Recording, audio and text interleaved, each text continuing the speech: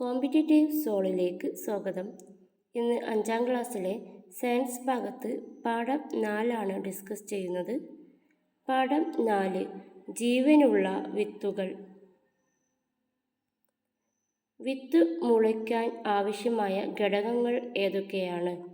വിത്ത് മുളയ്ക്കാൻ ജലം, വായു, അനുയോജ്യമായ താപനില ആവശ്യമാണ്. മണ്ണ്, സൂര്യപ്രകാശം എന്നീ ഘടകങ്ങൾ ആവശ്യമില്ല. വിത്ത് മുളയ്ക്കാൻ ആവശ്യമായ ഘടകങ്ങളാണ് ജലം, വായു, അനുയോജ്യമായ താപനില. മണ്ണ്, സൂര്യപ്രകാശം ഇവ ഒരു വിത്ത് മുളയ്ക്കാൻ ആവശ്യമില്ല. ഒരു വിത്തിൻ്റെ പ്രജനനവുമായിട്ടുള്ള ബന്ധപ്പെട്ട ഭാഗങ്ങളാണ് തന്നിട്ടുള്ളത്. ടെക്സ്റ്റ് ബുക്കിൽ തന്നിട്ടുള്ള ഫിഗറാണിത്.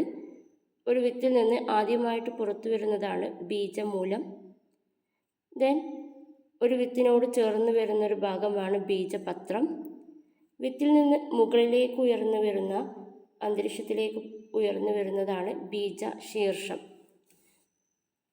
ബീജമൂലം, ബീജപത്രം, ബീജശീർഷം ഓരോന്നും എന്താണെന്ന് നോക്കാം. വിത്തിൽ നിന്ന് ആദ്യം പുറത്തു വരുന്നതാണ് ബീജമൂലം.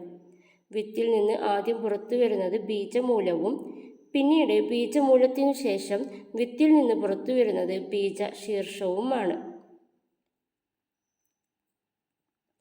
ബീജമൂലം പിന്നീട് വേര് ആയി മാറുന്നു.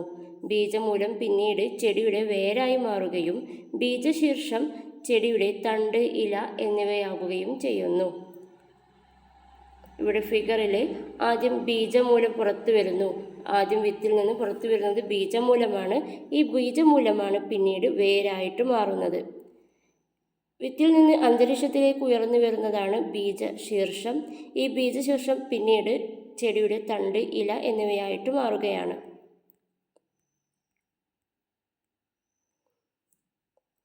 നമുക്കറിയാം, ഒരു ചെടിക്ക് ആവശ്യമായ, വളർച്ചയ്ക്ക് ആവശ്യമായുള്ള പോഷകം, ആഹാരമൊക്കെ ഉണ്ടാക്കുന്നത് ഇലയിൽ നിന്ന് വെച്ചാണ്.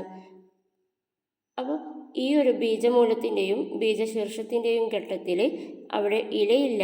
അതുകൊണ്ട് തന്നെ ഇലയുണ്ടാകുന്നത് വരെ ചെടിക്ക് ആഹാരം നൽകുന്നത് ബീജപത്രമാണ്. വിത്തിനോട് ചേർന്ന് കാണപ്പെടുന്ന ഭാഗമാണ് ബീജപത്രം. ഈ ബീജപത്രത്തിലാണ് ഇലയുണ്ടാകുന്നത് വരെ ചെടിക്ക് വേണ്ടിയിട്ട് ആഹാരം നിർമ്മിക്കുന്നത്, ഈ ആഹാരം നൽകുന്നത്. ചെടികൾക്ക് 1 2 ബീജപത്രങ്ങൾ ഉണ്ടാവും. ചെടികൾക്ക് 1 അല്ലെങ്കിൽ 2 ബീജപത്രങ്ങൾ ഉണ്ടാവും. ബീജപത്രത്തോട് ചേർന്ന് കാണപ്പെടുന്ന ഭാഗമാണ് ബീജാനം. ബീജപത്രം എന്ന് പറയുമ്പോൾ കോട്ടിലടനും ബീജാനം എന്ന് പറയുന്നത് എൻഡോസ്പേമുമാണ്. ബീജപത്രത്തോട് ചേർന്ന് കാണപ്പെടുന്ന ഭാഗമാണ് ബീജാനം. ഒരു ബീജപത്രമുള്ള 1 2 ബീജപത്രമാണ് ഉണ്ടാകുന്നത്. ഒരു ചെടിക്ക് ഒരു ബീജപത്രമാണെങ്കിൽ ആ ചെടികളിൽ ഇലയുണ്ടാകുന്നത് വരെ ആഹാരം നൽകുന്നത് ബീജാനമാണ്. അപ്പോൾ ബീജപത്രം പറഞ്ഞു, അതിനോട് ചേർന്ന് കാണപ്പെടുന്നതാണ് ബീജാനം. 2 ബീജപത്രങ്ങൾ ഉണ്ടാവാം, അല്ലെങ്കിൽ ഒരു ബീജപത്രം ഉണ്ടാവും. ഒരു ബീജപത്രമാണെങ്കിൽ ഇലയുണ്ടാകുന്നത് വരെ ആഹാരം നൽകുന്നത് ബീജാനവും, 2 ബീജപത്രമാണെങ്കിൽ അവിടെ ആഹാരം നൽകുന്നത് ബീജപത്രവുമാണ്. ഹൈഡ്രോപോണിക്സ്. ഹൈഡ്രോപോണിക്സ് എന്ന് പറയുന്നത് മണ്ണില്ലാതെ സസ്യങ്ങളെ വളർത്തുന്ന നൂതന രീതിയാണ് ഹൈഡ്രോപോണിക്സ്. ഇവിടെ ചെടികളെ പോഷക ലായനിയിലാണ് ഉൽപ്പാദിപ്പിക്കുന്നത്. ഹൈഡ്രോപോണിക്സ് ഒരു കൃഷി രീതിയാണ്. മണ്ണില്ലാതെ സസ്യങ്ങളെ വളർത്തുന്ന നൂതന രീതി. പോഷക ലായനിയിലാണ് ചെടികളെ വളർത്തുന്നത്. അപ്പോൾ വിത്തിൽ നിന്നാണ് ഒരു ചെടി മുളച്ചു വരുന്നത്. വിത്തിൽ നിന്ന് മാത്രമല്ലാതെ തണ്ടിൽ നിന്ന്, ഇലയിൽ നിന്ന്, വേരിൽ നിന്നൊക്കെ ഒരു ചെടി പ്രജനനം ചെയ്യാം. അപ്പോൾ വിത്തിൽ നിന്നല്ലാതെ മറ്റേതൊക്കെ മാർഗങ്ങളാണ്? തണ്ടിൽ നിന്ന്, ഇലയിൽ നിന്ന്, വേരിൽ നിന്ന്. ഇതിനെ കുറിച്ച് ഉദാഹരണങ്ങൾ നമുക്ക് പഠിക്കാം. തണ്ടിൽ നിന്ന് പ്രജനനം നടക്കുന്ന ചെടികളാണ് നിശാഗന്ധി, മുരിങ്ങ, ചെമ്പരത്തി. തണ്ടിൽ നിന്ന് വരുന്നതാണ് നിശാഗന്ധി, മുരിങ്ങ, ചെമ്പരത്തി. ഇലയിൽ നിന്ന് പുതിയ ഒരു ചെടി ഉണ്ടാവുന്നു.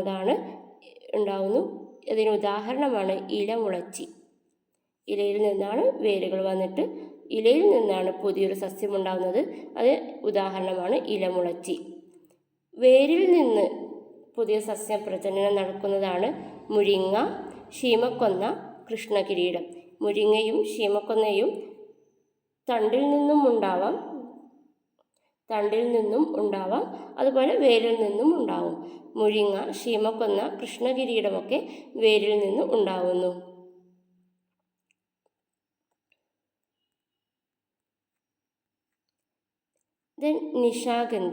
നിശാഗന്ധി അനന്തശയനം എന്നും അറിയപ്പെടുന്നു.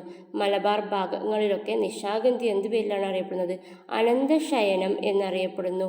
നിശാഗന്ധിയുടെ ശാസ്ത്രീയ നാമമാണ് എപ്പിഫൈലം ഓക്സിപെറ്റാലം. നിശാഗന്ധിയുടെ ശാസ്ത്രീയ നാമമാണ് എപ്പിഫൈലം ഓക്സിപെറ്റാലം. അനന്തശയനം എന്നും അറിയപ്പെടുന്നു.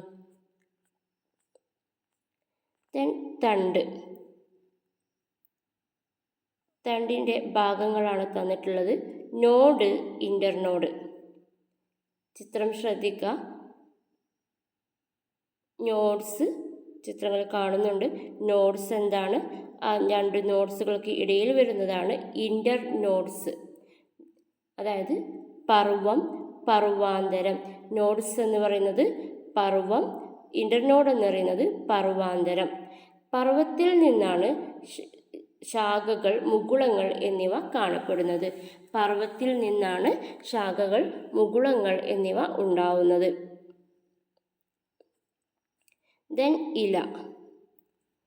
ഇലക്ക് പിറ്റിയോള്, ലീഫ് സ്റ്റാക്ക്, അതായത് ഇല നെട്ട്. പിന്നെ മിഡ്രിബ്, അതായത് പ്രധാന സിരകളാണ് മിഡ്രിബ് എന്ന് പറയുന്നത്. വെയിൻസ് പാഠപുസ്തകത്തിൽ ഇംഗ്ലീഷിലാണ് തന്നിട്ടുള്ളത്, മലയാളം പാഠപുസ്തകത്തിലും ഇംഗ്ലീഷിലാണ് തന്നിട്ടുള്ളത്. പിറ്റിയോൾ എന്ന് പറയുന്നത് ഇല നെട്ടാണ്. മിഡ്രിബ് പറയുന്നത് പ്രധാന സിര. പിന്നെ മറ്റ് സിരകളാണ് വെയിൻസ് എന്ന് പറയുന്നത്. ലാമിന ഇതിൻ്റെ അറ്റഭാഗം. ലാമിന, ലീഫ് ബ്ലേഡ് ഇതിൻ്റെ ആകൃതിയിൽ വരുന്നതാണ് ലാമിന എന്ന് പറയുന്നത്. സിരവിന്യാസം എന്നാണ് വെയിൻസിനെ പറയുക. പിറ്റിയോൾ എന്ന് പറയുന്നത് ഇല നെട്ടാണ്. വിത്തുവിതരണം. മാതൃസസ്യത്തിൽ നിന്നും പല സ്ഥലങ്ങളിലേക്ക് വിത്തുകൾ എത്തപ്പെടുന്ന പ്രക്രിയയാണ് വിത്തുവിതരണം എന്ന് പറയുന്നത്. വിത്തുവിതരണം. മാതൃസസ്യത്തിൽ നിന്നും പല സ്ഥലങ്ങളിലേക്ക് വിത്തുകൾ എത്തപ്പെടുന്നതാണ് വിത്തുവിതരണം. ഇനി ഓരോ സസ്യങ്ങളും അതിൻ്റെ വിത്തുവിതരണം എങ്ങനെ നടക്കുന്നു എന്നതും പാഠപുസ്തകത്തിൽ തന്ന ഉദാഹരണം വെച്ച് പറയാം. തെങ്ങിൻ്റെ വിത്തുവിതരണം പ്രധാനമായിട്ട് നടക്കുന്നത് തേങ്ങ വെള്ളത്തിലൂടെ ഒഴുകിയിട്ടാണ്. തേങ്ങ വെള്ളത്തിലൂടെ ഒഴുകിയിട്ട് തേങ്ങയുടെ അകത്തെ വായുവറ അത് വെള്ളത്തിൽ ഉയർന്നു നിൽക്കാൻ അതിനെ സഹായിക്കുകയും വെള്ളത്തിലൂടെ ഒഴുകിപ്പോയിട്ടാണ് പല സ്ഥലങ്ങളിലേക്ക് തെങ്ങെത്തുന്നത്. അപ്പുപ്പൻ താടി. നമുക്കറിയാം, കാറ്റിൽ പറന്നിട്ടാണ് വിത്തിൻ്റെ ട്രാൻസ്പോർട്ടേഷൻ നടക്കുന്നത്. അപ്പുപ്പൻ താടി കാറ്റിൽ പറന്ന്.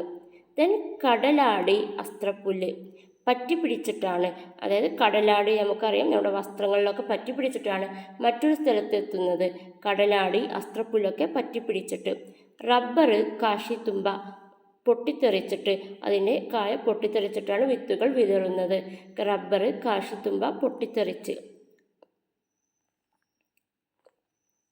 ഇലകളിലെ വൈവിധ്യം. ഇലകളെ പ്രധാനമായിട്ടും രണ്ടായിട്ടാണ് തിരിച്ചിട്ടുള്ളത്. ഇലകളിലെ വൈവിധ്യം ഈ പിക്ചറിൽ കണ്ടാൽ നിങ്ങൾക്ക് മനസ്സിലാവും.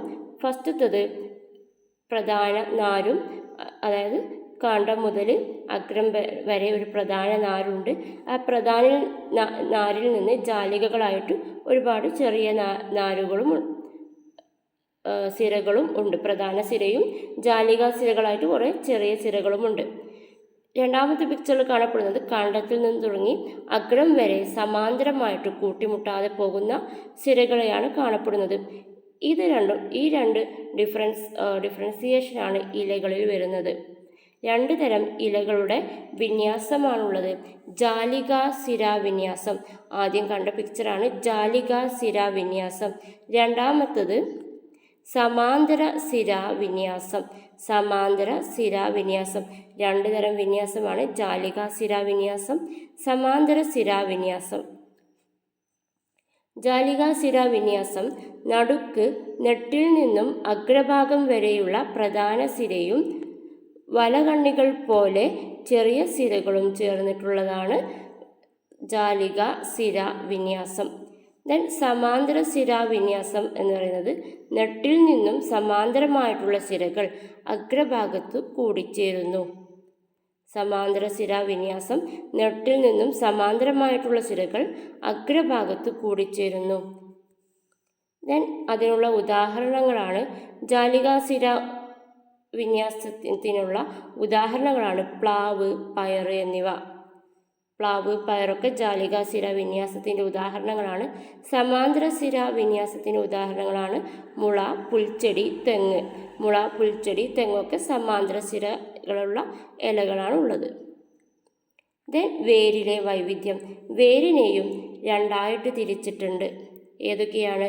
തായ്വേരുപടലവും നാരുവേരുപടലവും. വേരിനെയും രണ്ടായിട്ട് തിരിച്ചിട്ടുണ്ട്. തായ്വേരുപടലം, നാരുവേരുപടലം. എന്താണ് തായ്വേരുപടലം? കാണ്ഡത്തിൽ നിന്ന് താഴോട്ട് വളരുന്നൊരു തായ്വേരും അതിൻ്റെ ശാഖകളും ചേരുന്നതാണ് തായ്വേരുപടലം. അതായത് പ്രധാന ഒരു വേരുണ്ടാവും, ആ വേരിൽ നിന്ന് ചെറിയ ചെറിയ വേരുകളുണ്ടാവും. ഇതാണ് തായ്വേരുപടലം. ദെൻ നാരുവേരുപടലം എന്നാൽ കാണ്ഡത്തിൽ നിന്ന് താഴോട്ട് ഒരുപാട് നാരുകളായിട്ട് വരുന്നതിനെയാണ് നാരുവേരുപടലം എന്ന് പറയുന്നത്. തായ്വേരുപടലത്തിന് എക്സാമ്പിളാണ് പ്ലാവ്, മാവ്, പയർ. തായ്വേരുപടലത്തിന് എക്സാമ്പിളാണ് പ്ലാവ്, മാവ്, പയർ.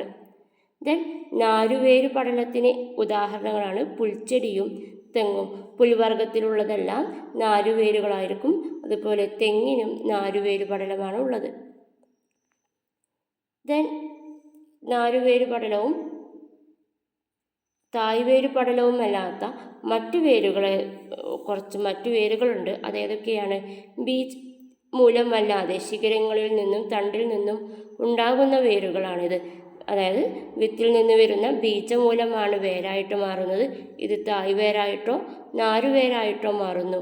ഇങ്ങനെ ബീജമൂലത്തിൽ നിന്നല്ലാതെ ശിഖരങ്ങളിൽ നിന്ന്, ഇലകളിൽ നിന്ന് ഒക്കെ, തണ്ടിൽ നിന്നുമൊക്കെ ഉണ്ടാകുന്ന വേരുകളാണ് മറ്റു വേരുകളായിട്ട് പറയുന്നത്. അതിന് ഉദാഹരണങ്ങളാണ് താങ്ങുവേര്. ആൽമരത്തിനൊക്കെ ഉണ്ടാകുന്നതാണ് തായ്വേര്. പൊയ്ക്കാൽ വേര്, പറ്റുവേര്, പറ്റുപിടിച്ച് പോകാനുള്ള വേരാണ് പറ്റുവേര്. ദെൻ ശ്വസനവേര്. താങ്ങുവേര്, പൊയ്ക്കാൽ വേര്, പറ്റുവേര്, ശ്വസനവേര്. ശ്വസനവേര് എന്ന് പറയുന്നത് കണ്ടൽ ചെടിയിലാണ് ശ്വസനവേര് കാണപ്പെടുന്നത്. ഇത് മണ്ണിൽ നിന്ന് അന്തരീക്ഷത്തിലേക്ക് ഉയർന്ന് കാണപ്പെടുന്നു. അന്തരീക്ഷത്തിലെ പോഷകങ്ങൾ വലിച്ചെടുക്കാൻ വേണ്ടിയിട്ടാണ് ശ്വസനവേര് കണ്ടൽ ചെടിയിലാണ് കാണപ്പെടുന്നത്. മണ്ണിൽ നിന്ന് അന്തരീക്ഷത്തിലേക്ക് ഉയർന്ന് കാണപ്പെടുന്നു. ദെൻ ഏകബീജപത്ര സസ്യങ്ങളും ദ്വിബീജപത്ര സസ്യങ്ങളും. നമ്മൾ ബീജപത്രം പറഞ്ഞപ്പോൾ ഡിസ്കസ് ചെയ്തു. ഒരു ബീജപത്രം എന്ന് പറയുന്നത് വിത്തിനോട് ചേർന്ന് കാണപ്പെടുന്ന ഭാഗമാണ്. ഒരു ചെടിയിൽ ഒന്നോ അല്ലെങ്കിൽ രണ്ടോ ബീജപത്രങ്ങൾ കാണപ്പെടാം. ഇതിനനുസരിച്ചുള്ള വേർതിരിക്കലാണ് ഏക ബീജപത്ര സസ്യങ്ങളും ദ്വിബീജപത്ര സസ്യങ്ങളും. അതായത് ഏകബീജപത്ര സസ്യങ്ങൾ എന്ന് പറയുമ്പോൾ ഒരു ബീജപത്രവും, ദ്വിബീജപത്ര സസ്യം എന്ന് പറയുമ്പോൾ രണ്ട് ബീജപത്രവും. ഏക ബീജപത്ര സസ്യങ്ങൾ ഒരു ബീജപത്രം, ദ്വിബീജപത്ര സസ്യങ്ങളിൽ രണ്ട് ബീജപത്രവും. ഏകബീജപത്ര സസ്യങ്ങളുടെ പ്രധാന സവിശേഷതകളാണ് അവ നാരുവേരുപടലങ്ങൾ ആവും കാണപ്പെടുന്നത്. അതുപോലെ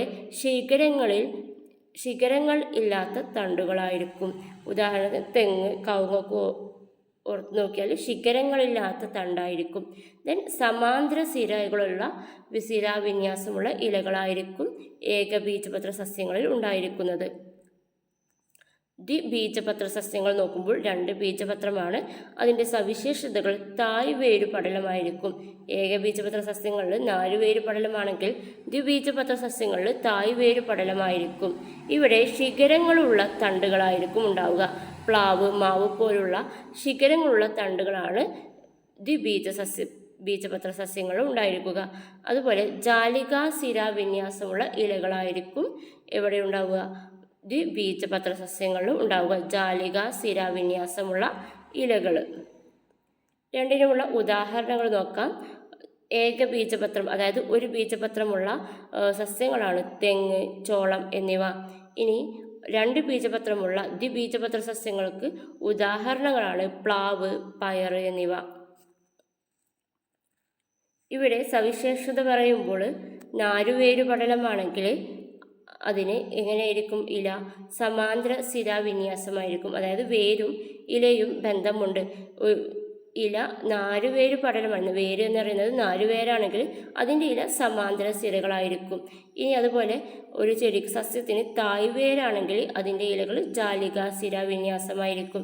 ഇതിൽ നിന്ന് വ്യത്യസ്തമായിട്ട് നിൽക്കുന്നതാണ് ചേമ്പും ചേനയും. ചേമ്പിനും ചേനക്കും ഇത് ഏക ബീജപത്ര വിന്യാസമുള്ള ഏക ബീജപത്ര സസ്യങ്ങളാണ് ചേമ്പ് ചേന. ഇവയ്ക്ക് നാരുവേര് പടലമാണ് ഇവയിൽ കാണപ്പെടുന്നത്. അതുപോലെ ജാലിക ശിരാവിന്യാസമാണ് കാണപ്പെടുന്നത്. ഇവിടെ വേരും ഇലയുമുള്ള സാധാരണയുള്ള ബന്ധം കാണിക്കുന്നില്ല. അതായത് നാരുവേരാണെങ്കിൽ സാധാരണയായിട്ടുണ്ടാവുന്നത് ഏതാണ്? സമാന്തര ശിരാവിന്യാസമാണ്. എന്നാൽ ഇവിടെ ചേമ്പ് ചേന എടുക്കുമ്പോൾ നാരുവേര് പടലവും ജാലിക ശിരാവിന്യാസവുമാണ് ഇലകളിൽ വരുന്നത്. സാധാരണയുള്ള ഇല വേര് ബന്ധം ഇവിടെ കാണിക്കുന്നില്ല.